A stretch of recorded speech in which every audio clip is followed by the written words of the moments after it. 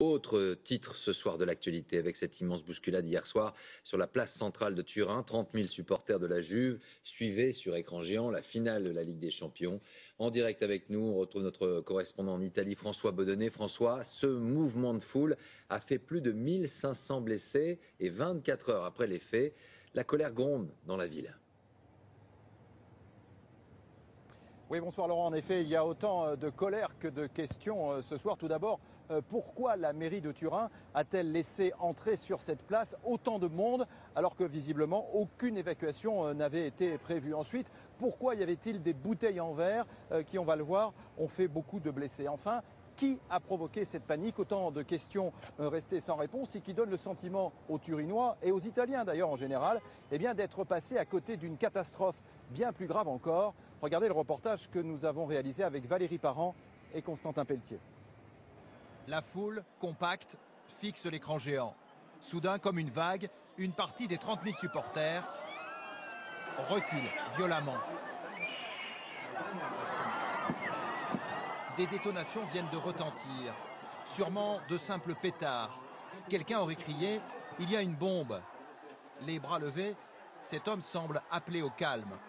En vain, les barrières cèdent les unes après les autres. Commence alors un gigantesque mouvement de panique. Je ne sais pas ce qui se passe. Tout le monde nous est tombé dessus. Je me suis ouvert le bras. Ils sont tous arrivés par là. Une course folle que rien ne peut arrêter. Ils sont des milliers à fuir ce qu'ils croient être un attentat. Quand les secours arrivent, ils prennent en charge 1500 blessés.